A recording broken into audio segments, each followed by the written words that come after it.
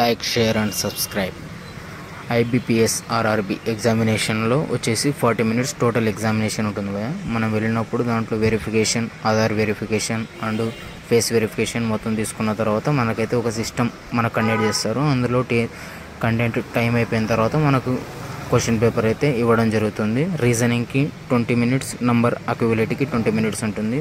ఒక్కో క్వశ్చన్ మనము చదవకుండా ఆల్మోస్ట్ చాలా ఫాస్ట్ ఉండాలన్నమాట. మనం చదివిన వెంబడే ఆప్షన్స్ చూడకుండా దీనికి కరెక్ట్ ఆన్సర్ గెస్ చేసే విధంగా ఉంటే కనుక అయితే మనం ఇందులో క్వాలిఫై అవ్వడానికి చాలా ఛాన్సెస్ అయితే ఉంటాయి. లేదు మనం స్లోగా ఉండి ఇందులో క్వశ్చన్స్ చదివి తర్వాత ఆన్సర్స్ని వెతకడానికి అయితే చాలా టైం అయిపోతుంది. అలా అని మనం 40 questions, అందులో 40 questions, హిందీ 40 questions, మొత్తం 80 questions అయితే ఉంటాయి. 40 minutes టైం ఉంటుంది. ఒక క్వశ్చన్కి వచ్చేసి 30 seconds మాత్రమే ఉండడం జరుగుతుంది. అంటే మనం ఎంత ఫాస్ట్గా ఉండాలో మనమే గెస్ చేసుకోండి.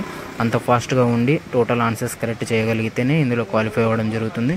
ఇందులో క్వాలిఫై అయిన తర్వాత మళ్ళీ ఇంకోసారి ఎగ్జామ్, అందులో అయిన తర్వాత ఇంటర్వ్యూ అయితే ఉండబోతుంది. ఫస్ట్ ఇందులో మెయిన్ ఇది ఆన్లైన్ ఎగ్జామ్ కాబట్టి కంప్యూటర్లో మనకి చాలా స్పీడ్గా అయిపోతుంది అనమాట. ఇందులో మనకు టైం ఎర్న్ చేసుకోవడానికి కూడా ఆప్షన్ ఉండదు. అది అయిపోయిన తర్వాత ఆటోమేటిక్గా మనకు రీజనింగ్ అదే అప్డేట్ అయిపోవడం జరుగుతుంది. కాబట్టి మీరు చాలా ఫాస్ట్గా అయితే ఇందులో రీజనింగ్ ద్వారా చాలా ఫాస్ట్గా ఆన్సర్ని పెట్టడం అయితే చాలా